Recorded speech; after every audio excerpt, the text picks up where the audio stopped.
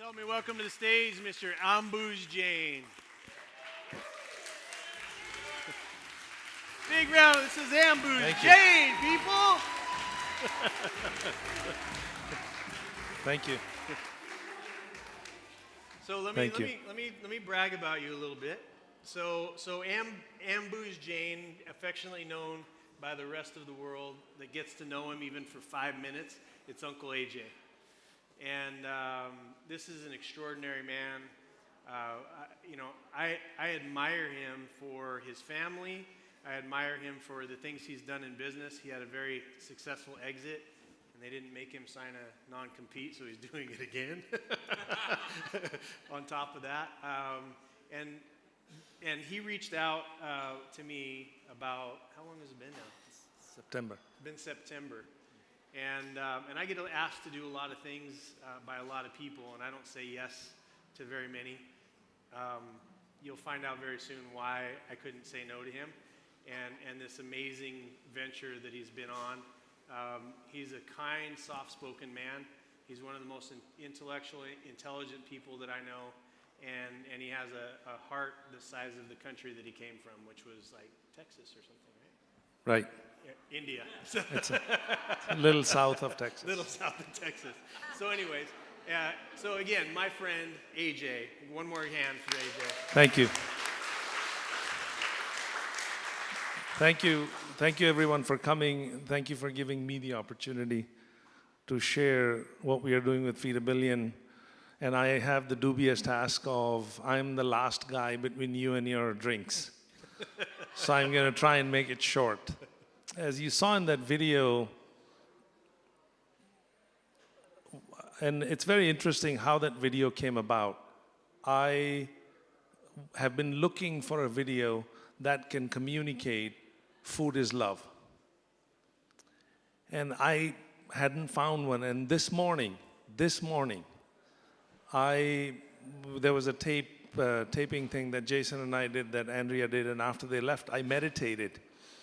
And after that meditation, I went to Facebook. And I don't go into Facebook very much, but I went into Facebook, and literally in the middle of the page, as I opened my Facebook, middle of the page was this video. And it's from Norway.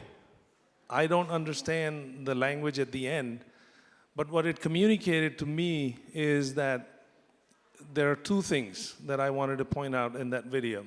One is the hopelessness that the child felt when he did not have food. And the other is the joy that not only he felt, but others felt because they shared their food with him. That is what Feed a Billion is about. Feed a Billion is not about a billion meals. Feed a Billion is about a billion times one individual saying to some other individual somewhere in the world that I care, that I love you, and they are doing it through food. And that is what Feed a Billion is about. So it is with that intention is what we have created. There is so much of divisiveness right now in this world. There is so much of differences of opinion around politics, and there is so much of content in social media and in media.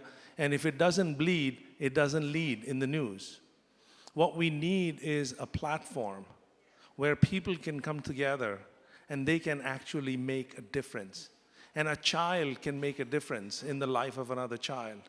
I don't know if there are people in this audience who have been hungry to a point where you did not know where your next meal is going to come from. That is a very difficult place to be, especially for a child. And Feed a Billion is not about children, because there are adults that are facing that.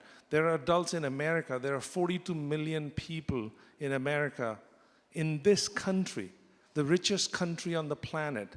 There are 42 million people. You will be surprised at who those people are. 42 million people don't have enough food. And sometimes we judge and we say they're lazy, they're drug addicts, We pass all kinds of judgments. We have not been to their houses. I have been there. A mom working full-time with 2 children, $12 an hour. If one of her children gets sick and she has to stay at home for 3 or 4 days, she can never catch up. She cannot catch up. That's the reality here.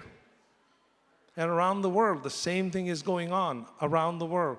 Food is so needed. So what we are doing is we are partnering with organizations around the world. We are providing food on the ground. We have done it in Africa. We are doing it in India. We are doing it in the States. And the whole idea came about at a Tony Robbins personal development seminar, and he matches. So we became a 501c3 last May, and we have provided, including Tony's match of 210,000 meals, we have provided 1.5 million meals already. So let me ask you, AJ, so when you looked at this, because I mean, $1 billion, like why $1 billion? Why not? That's why I love him, right? Because if we're gonna do something, let's do it big, right? And when you looked at this problem over the past 20 years, has it gotten better? Has it gotten worse? It's getting worse. So here's the interesting thing. The world today, on a per capita basis, has more food than we have ever had. We have 17% more food than what we need. And yet 785 million people, just do the math in your head, 785 million people is 1 out of 9 people on this earth don't have enough food. So at a time when we have more food than ever, we have more people hungry than ever. It's illogical. The problem is not that we don't have enough food. The problem is that we logistically cannot take it where it needs to go. And there are a lot of different reasons for that. So one option is that we can study that and sit on the sideline and keep passing judgments as people are dying. Or we can say, you know what? I'm going to jump in and do something about this. And that's what happened. That's how this came about. And really, at a personal level, I had the vision of doing Feed a Billion well before it got started. But I was scared. I was scared because it was a very daunting number. It was big. I saw a vision that on November 20, 2020, we are going to have this massive celebration. And I sat with it. And I said, what is this? What am I seeing? And when I sat with it, and what I finally saw was that it was the celebration of the distribution of 1 billion meals. I did nothing because I was scared. And then gradually, I became comfortable being uncomfortable. And when that happened, that's when I realized that, you know what? It's done. It's done. And listen, for whatever reason, if we don't get to 1 billion meals by November 20, 2020, and we are at 450 million meals, I would love to have that failure. Let's have that failure. Exactly. One last question. So one last question. What makes the thing that I really love is the innovation that's been done with the Feed a Billion model. Because in most business, in most charities, what we're trying to do is we're trying to show that out of $1, we're using the least amount possible for the running of the actual charity and the most going to the outcome. What is unique and how did you innovate around the idea of bringing marketplace principles into the charitable world? Right. So we saw the problem of hunger as a business opportunity. Not that we make money. We're not making money. And by the way, for the record, we will not be where we are today without Jason's help. Jason, you have been, there have been, and I say that with all sincerity because there have been times where I came close to saying, to hell with this, I'm not doing it. I don't need to do this, I'm not doing it. And there was a reason why I reached out to Jason, because I needed somebody like him to help us execute, because I'm the visionary. I took the bold decision that we are going to do this, but there are a lot of details that go into doing it. And with Jason's involvement, Joe Callow, who is here, his involvement, Jason's another person that is on his staff, Carlos, and we have people, Cheryl, where she has been instrumental, Andrea has been instrumental. So we have put together a really kick-ass, Andrea right there. So we have put together a kick-ass team that is actually making a difference. So the innovation in this is that we didn't want to go to businesses and say, donate. Because a lot of you are business owners here and you get hit up for donations. There's only a finite amount of dollars for donations. But you have marketing dollars, right? You have marketing dollars. So we said, what if we create a platform which completely integrates with Facebook, which is where 98% of the social media advertising dollars are going. And if a company is not leveraging social media advertising, they're going to get left behind, because there are 5 billion of these devices in people's pockets right now around the world. So you have to be in social media. So let's say you want to reach 1,000 people on Facebook. It'll cost you $20.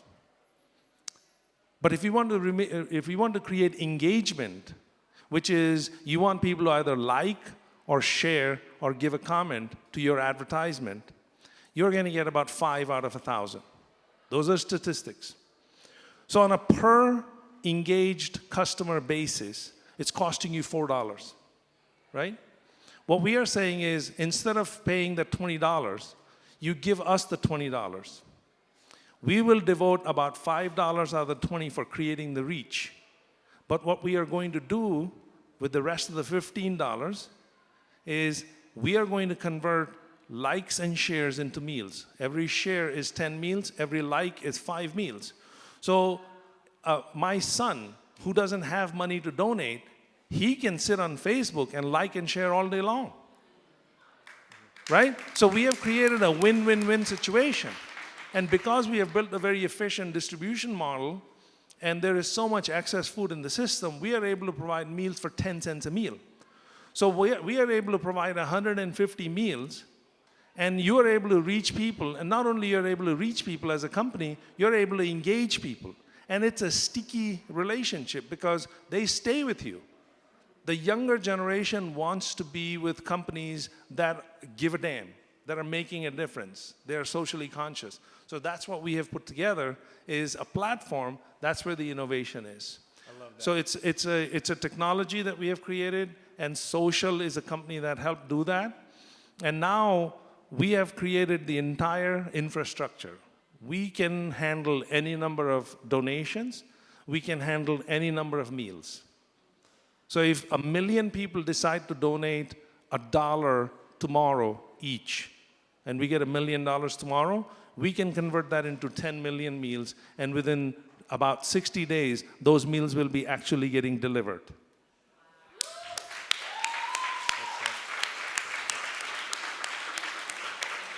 Well, AJ, I love the innovation. I love your heart. You know, this is a very good way for us to put a cap on the night with AJ, and the importance. What he said is so important. Everybody count with me really quick, okay? 1, 2, 3, 4. Okay? What just happened?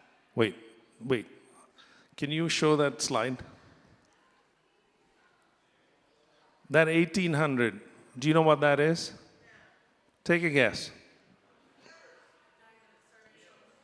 The number of people that have died of starvation in the time we have been here.